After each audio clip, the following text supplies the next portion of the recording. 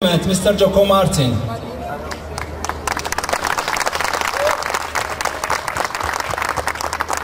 Assalamu alaikum.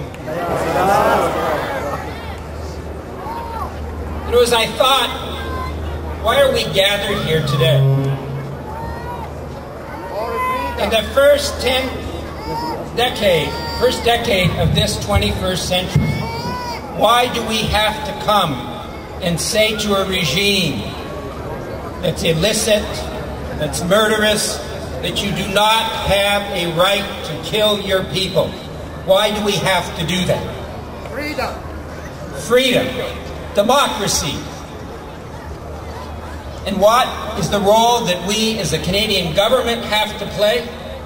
We have to stop hiding our head in the sand.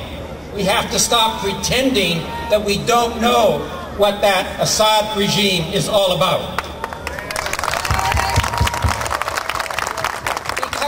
We know.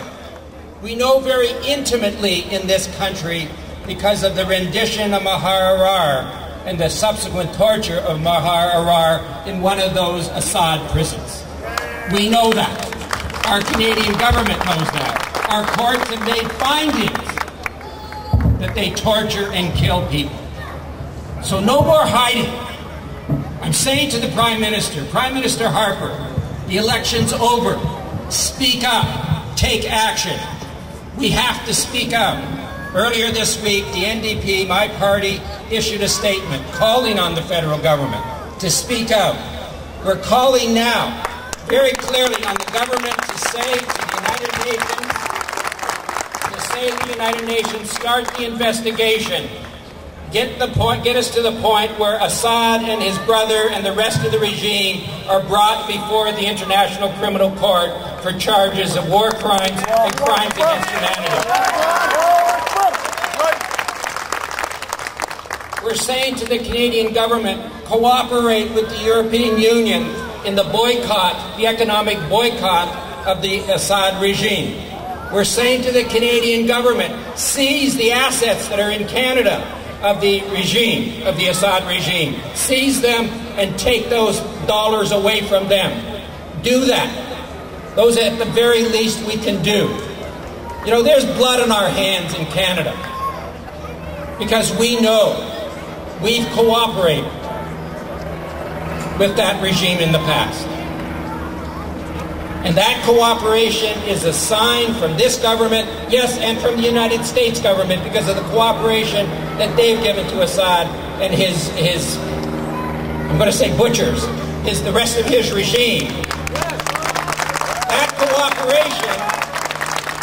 That cooperation is a clear sign that we, Mr. Assad, his brother, his cousin, the rest of that brutal regime, we don't have to worry about the international community.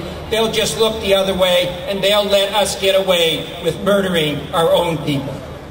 That's the message that we've sent to them up to this point. We have to turn that message around.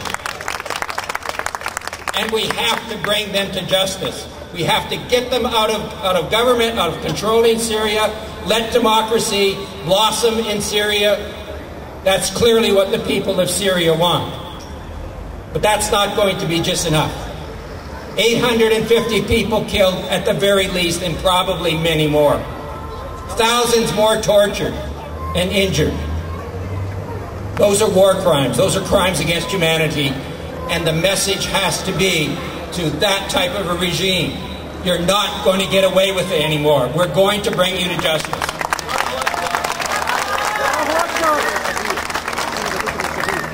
Let me pledge to you on behalf of my party, we're going to continue this push over the next couple of weeks, but as soon as Parliament gets back, this will be one of the issues on the floor of our Parliament. We will be demanding action by the Canadian government. Peace be to all of you. You know, I couldn't help but think, let me finish with this, of hearing those stories of children being killed and tortured. And watching little children here today just being able to run around in freedom. That's what we want for Syria. We have it here. We want it for Syria.